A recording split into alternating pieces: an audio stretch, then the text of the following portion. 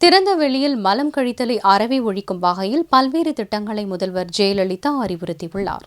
முதல்வர் ஜெயலலிதா சட்டசபையில் 110 விதியின் கீழ் வெளியிட்ட அறிக்கையில் திறந்த வெளியில் மலம் கழித்தலை அறவே ஒழிக்கும் வகையில் இந்த ஆண்டு மாநகராட்சி மற்றும் நகராட்சிகளில் 1,25,352 கழிவறைகள் 150 கோடியே 42 லட்சம் ரூபாய் மதிப்பீட்டில் கட்டப்படும் என்றார். மேலும் 2,184 இருக்கைகள் கொண்ட சமுதாய கழிப்பறைகள் 21 கோடியே 40 லட்சம் ரூபாய் மதிப்பீட்டில் கட்டப்படும் என்றும் அறிவித்தார். திறந்த வெளியில் மலம் கழித்தலை அறவே நீக்கம் செய்திடும் வகையில் இந்த ஆண்டு மாநகராட்சிகள் மற்றும் நகராட்சிகளில் 1,25,352 தனி குடியிருப்பு கழிவறைகள் 150 கோடியே 42 லட்சம் ரூபாய் மதிப்பீட்டில் கட்டப்படும். மின் கட்டண செலவை குறைக்கும் வகையில் நடப்பாண்டுக்குள் அனைத்து தெரு விளக்குகளும் 320 கோடி ரூபாய் செலவில் LED விளக்குகளாக மாற்றப்படும் என்றும் ஜெயலலிதா தெரிவித்தார்.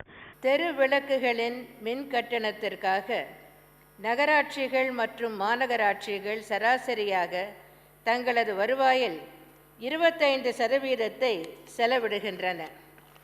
எனவே மின் கட்டண செலவை குறைக்கும் வகையில் தெரு விளக்குகள் அனைத்தையும் LED விளக்குகளாக மாற்றிட எனது தலைமையிலான அரசு நடவடிக்கை எடுத்துள்ளது. இத்திட்டம் 320 கோடி ரூபாய் மதிப்பீட்டில் தனியார் மற்றும் அரசின் பங்களிப்பு மூலம் செயல்படுத்தப்படும். இதன் மூலம் இந்த மாநகராட்சிகள் மற்றும் நகராட்சிகளில் மின் கட்டணத்திற்காக செலவிடப்படும் தொகை 35% வரை குறையும். தரமான பாக்கெட் பால் உரைகளை தயாரிப்பதற்காக உளுந்தூர்பேட்டையில் பாலத்தின் பிலிம் தயாரிக்கும் தொழிற்சாலை 82 கோடியே 54 லட்சம் செலவில் அமைக்கப்படும் என்றும் ஜெயலலிதா தெரிவித்துள்ளார்.